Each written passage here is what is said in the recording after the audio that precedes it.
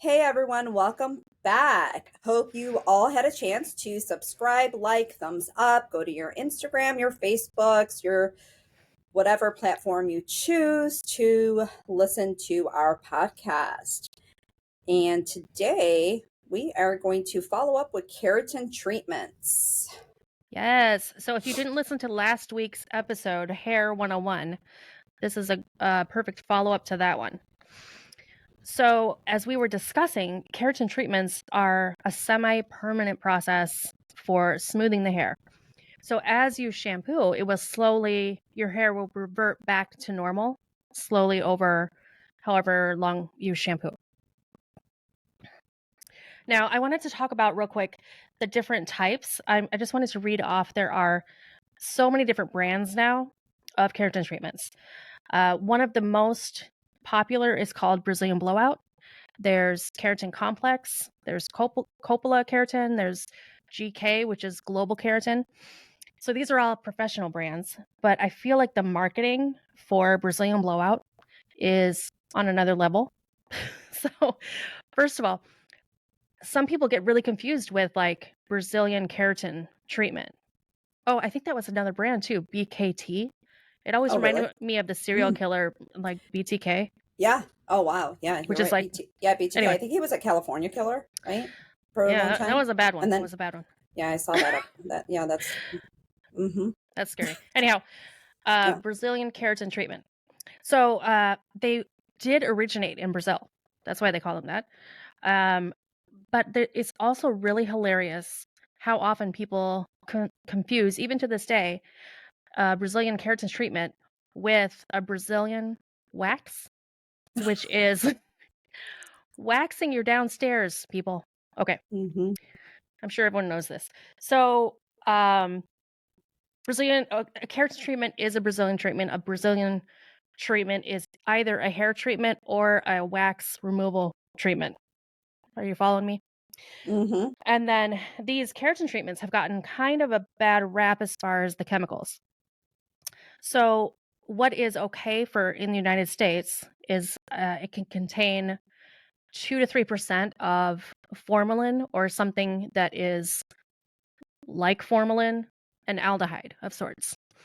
So, one thing that's really crazy is that Brazilian Blowout, the brand, had started marketing that they didn't have any formaldehyde in their bottles. And that's a really, really sneaky way of getting around the issue because formaldehyde is the gas. So, the liquid does not contain the gas formaldehyde, but it contains an aldehyde that, when heated up, releases gas that is formaldehyde. So there Yeah. are issues to this as far as like if you're wanting to be like super natural with your routine. I am not a supernatural person because I sling chemicals for a living. But also people have gotten keratin treatments in Brazil and they always say they're stronger and better. There's also been accidental deaths in Brazil over this, but they have like up to 30% aldehyde in their solutions. And it's not 30%? yes. So if you get in a hot shower and there's steam coming up, you could be like ingesting or breathing in the formaldehyde. Anyhow, Wow. okay, the reason that I think today's regulated keratin treatments are not that big a deal is because it is so infrequent that you're inhaling it. And people like Demetra and I don't know about you, I tend to schedule them accordingly so I don't do more than one in one day because otherwise you're constantly breathing it in. And it's not that much more formaldehyde than you would find in like nail polish and whatnot. I know there's a trend where they're starting to make a lot of nail polishes without formaldehyde, but they have a much longer shelf life if you do put Right. that I in mean, there. that's actually a big difference because I know the Brazilian now on the bottle, it actually says 1% formaldehyde in the actual ingredient, Well, that's um, good. on the actual bottle. But 1% is nothing in comparison to 30% if that's what they're actually using and that's illegal over there, just for the clients who freak out over that 1%. But I also do want to say the all smoothing, which They market that as no formaldehyde, but they have aldehyde. Now, what people need to know, it actually doesn't turn into formaldehyde gases until it reaches over 800 degrees. Okay. Now, if you put anything over 450 on your hair, people, it's going to fry and cinch off. So, in that respect, that is not formaldehyde. Yes, you're getting a derivative of formaldehyde, which is aldehyde, um, which is a lesser of the gases. Okay. But just to kind of make that clear what the difference is between like the all smoothing keratin and one like the Brazilian, we're just using these as examples, so people understand like that actually has 1%. This has aldehyde. In order for that gas of aldehyde to turn, it has to reach a temperature of 800 degrees, which is not going to happen while doing the treatment. So if you want something with the least amount, that might have the least amount, but it might not get your hair as smooth as something that does have, again, the that high higher, amount. yeah, the higher So amounts. a keratin treatment at like a 30% would really look like a Japanese straightener. I mean, Mm-hmm. it really would. And it lasts quite a while, but it's not worth the risks, obviously. So, Mm-mm. um, and for inquiring minds, keratin treatments, the two main things are the formalin and the keratin. So keratin is what your hair is made of. This liquid has keratin in it, fills in all the little cracks in the hair strand, and then you seal down that cuticle, and it's is going to be shiny, easier to dry, faster to dry, all these things that are so desirable. The keratin alone will do that, but as soon as you wash your hair, it would all come out. That's why you need something like formalin to seal it in. It's kind of like a top coat. Mm-hmm. Like if you put Right. nail polish on without top coat. Right. Your polish just chips away immediately. Right. Yes. So any of the keratin, well, it's become such a buzzword, and now they're making a lot of products for at home that have keratin in them, and they will make your hair feel great. And I do like a lot of them. Some of them will last for a couple shampoos, which is awesome. But that's that's what you're getting in keratin infused products. Is you're not getting anything that will seal it in and make it last for more than one or two shampoos. Mm-hmm. I also wanted to touch base that there's also a lot of different keratin products out there that they promote as keratin treatments, but they're really not. They're actually keratin infused treatments. They're actually really like a relaxer.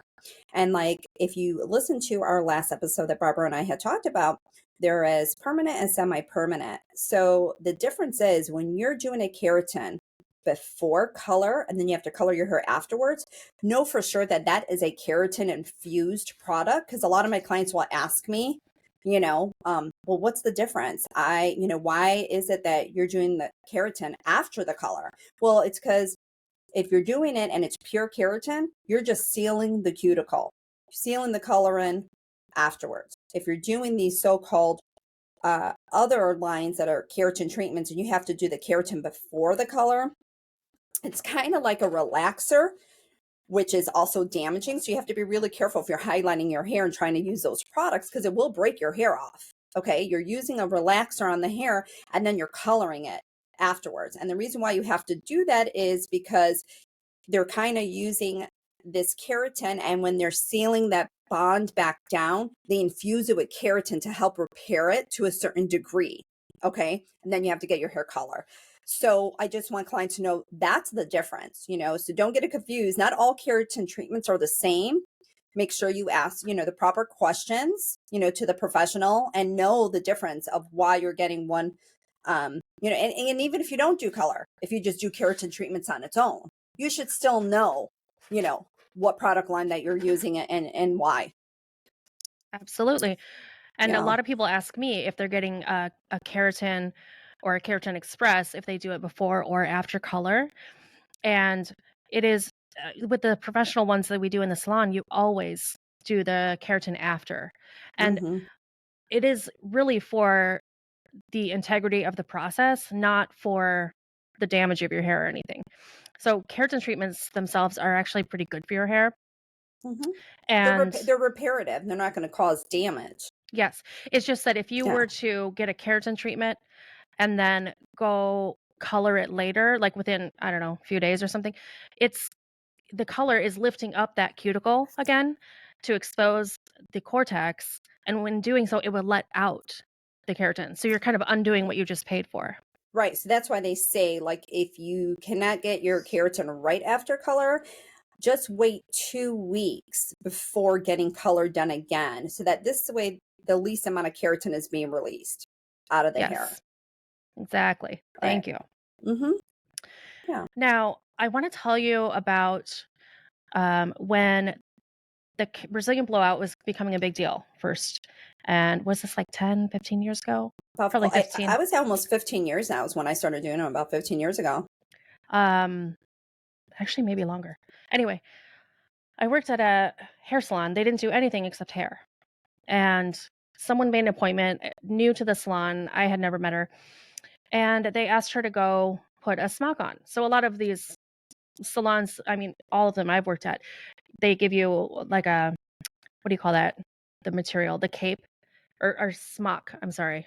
It's Oh, almost like it's, a robe that you put over yeah, your like a clothes. very light, like a rayon type of Yeah. So it material. Yeah. protects your clothes, and or if you're wearing a really expensive top, you want to take off your top if you're getting hair color, or even if you're wearing a shirt with a collar and you're getting a haircut, they want that gone for the sake of how they're doing your haircut. So in which case you can take off your shirt and put it we put them in the back, and then you just wear this robe thing while you're in the salon.